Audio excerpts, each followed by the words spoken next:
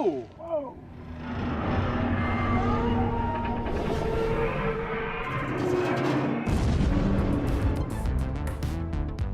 Today we have a really cool shotgun slug based on the design of the M.I.R.V.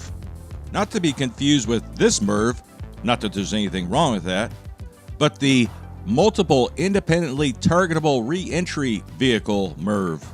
The M.I.R.V. is definitely the inspiration for today's slug that has never been tested before, and you'll see it here for the first time. This is the M.I.R.V. shotgun slug, consisting of three 30 caliber ballistic tipped hollow point bullets. These were designed and created by Nick Ross of Tennessee. I have a feeling that's not his actual picture. That is a Nick Ross though. Now Nick sent two different variants, one with this brass kind of a retaining ring on the top and one without. Now even though these are beautiful slugs, I've been very reluctant to test them out, and I'll explain that in a minute.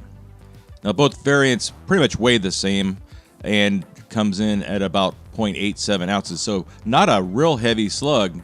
So there's definitely no issue with the weight. The problem is the diameter, or diameter if you're British.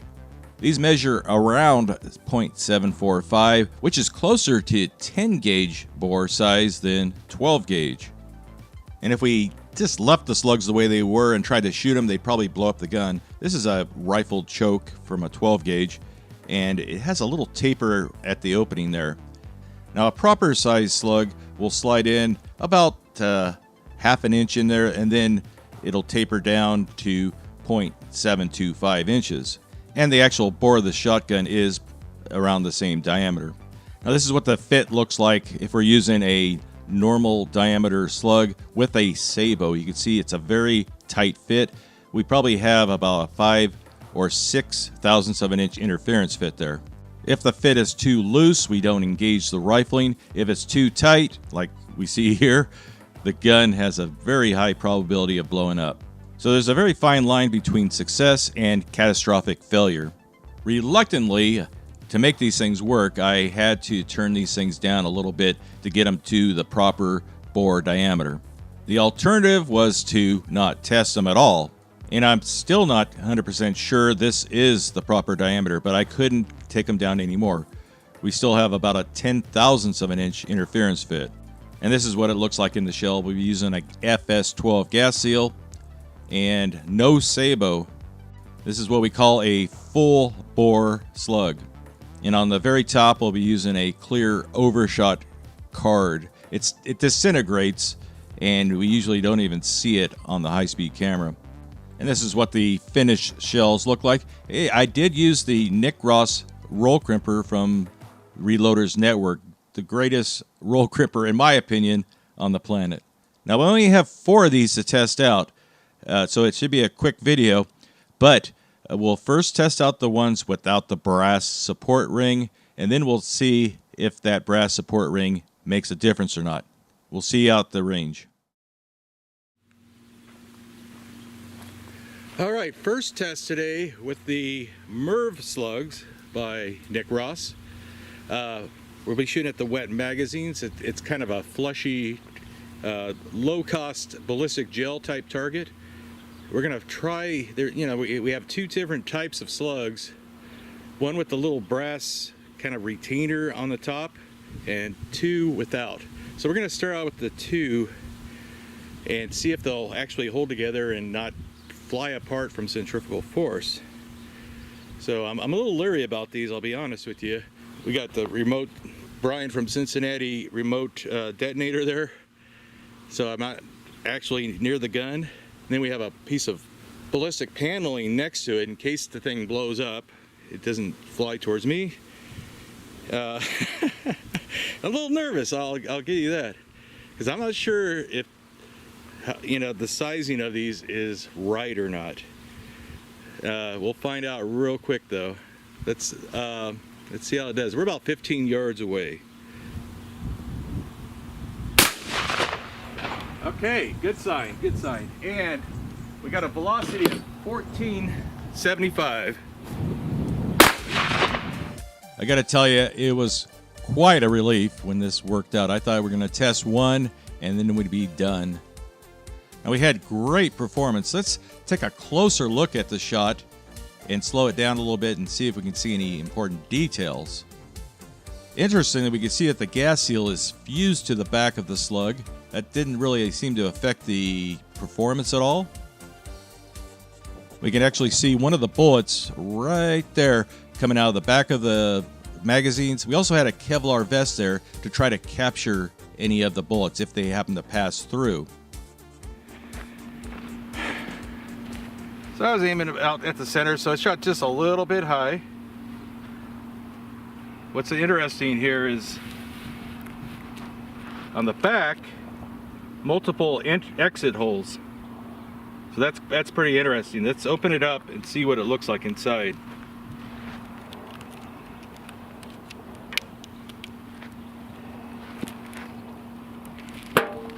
So initially it went in, it's still in one piece here. And then, look at that, we start seeing separation.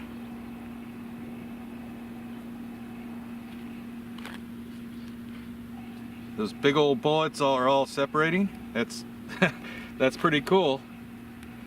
Got a piece of a, there's the gas seal, FS12. Oh, that thing's really mushed out.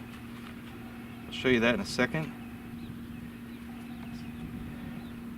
So the MIRV'd out on us. It became multiple projectiles, and by the time it's in the back here, we got three. Oh, that's what? Okay, that is the gas seal. I'm sorry.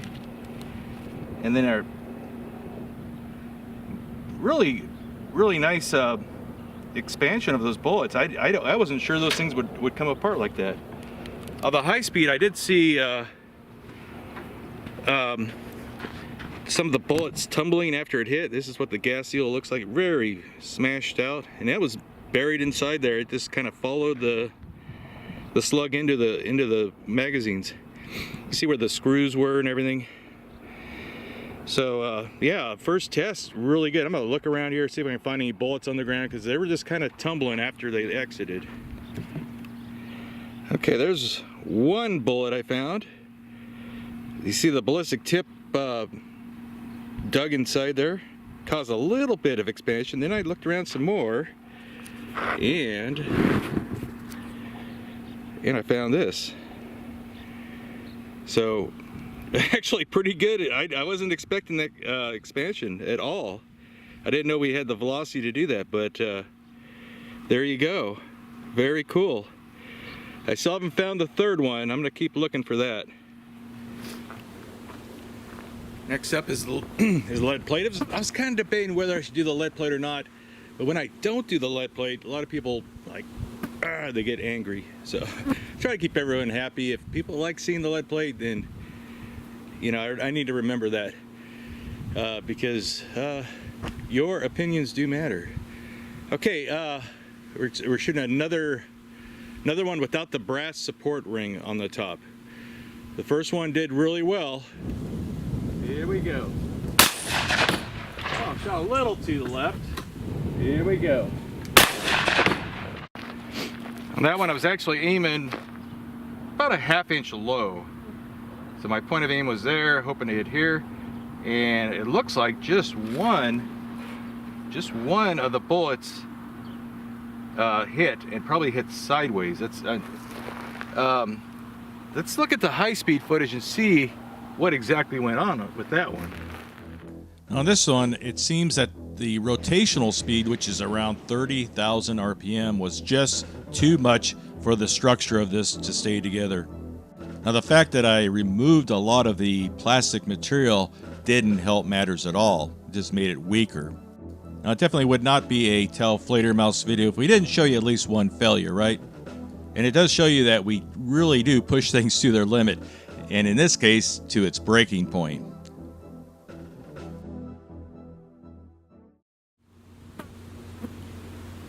The reason I put the glasses on there, it gives me a hard line to focus on. Plus it looks kind of funny. Okay, now we're going to be shooting the ones with the brass support ring. We'll see if that stays together or not. Last week someone said, hey, why don't you try blue or green water inside the hit? So there you go. Thank you for the suggestion.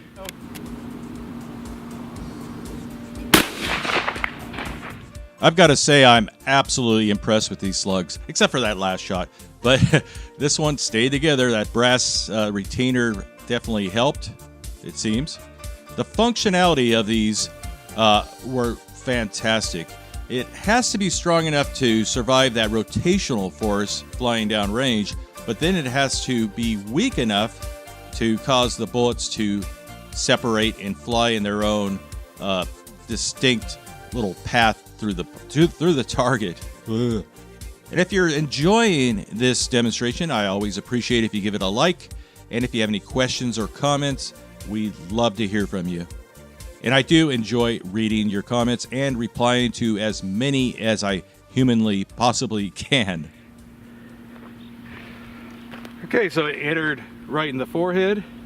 You can see multiple pathways through there, and an exit right here, exit.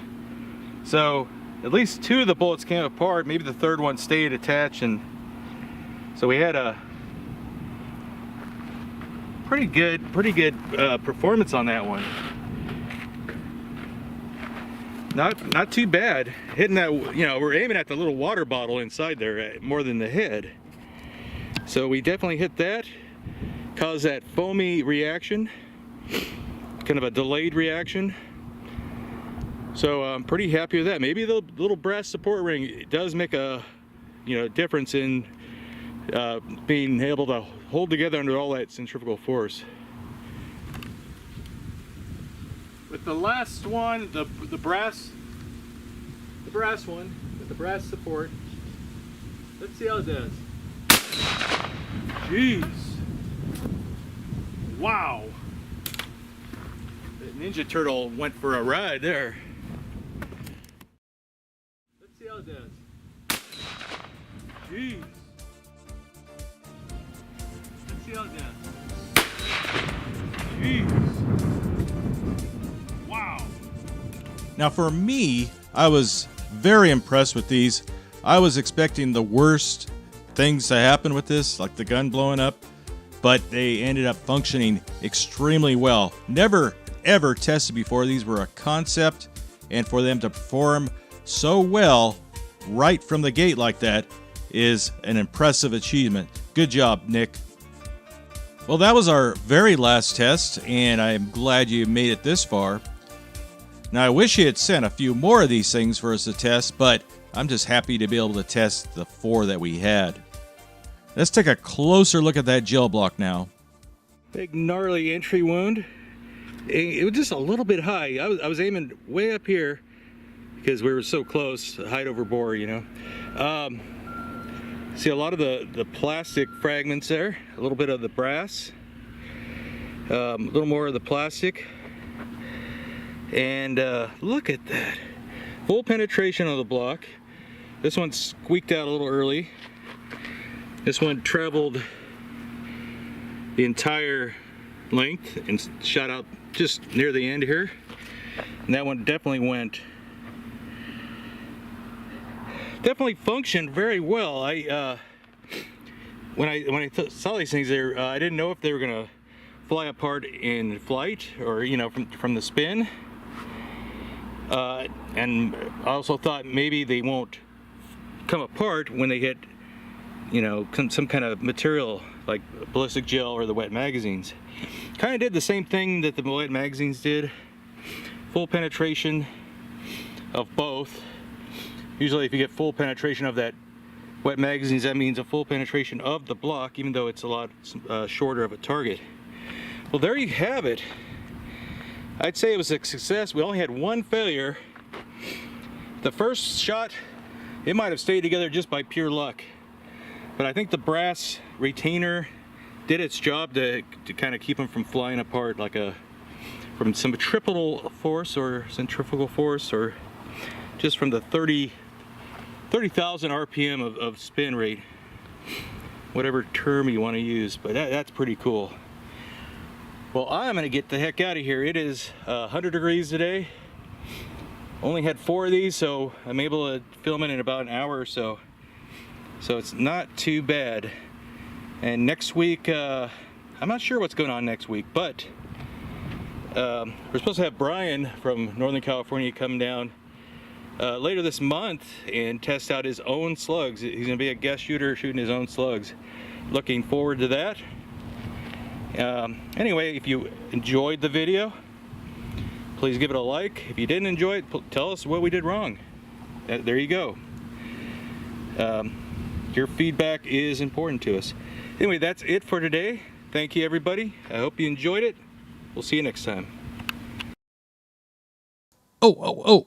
Before I forget, I did recover one of the bullets after passing through the ballistic gel block. It's a 16-inch block of gel. I did catch one in the Kevlar vest. That is what it looks like. It partially expanded, and it kind of shows you that the type of expansion we get going through the gel block can be different than when it passes through the wet magazine. So having that denser fibrous material does make a little bit of a difference as far as expansion goes, and it's probably more of a real-world test than the ballistic gel block. Anyway, again, thanks for watching and sticking around this long. Hope you have a good day.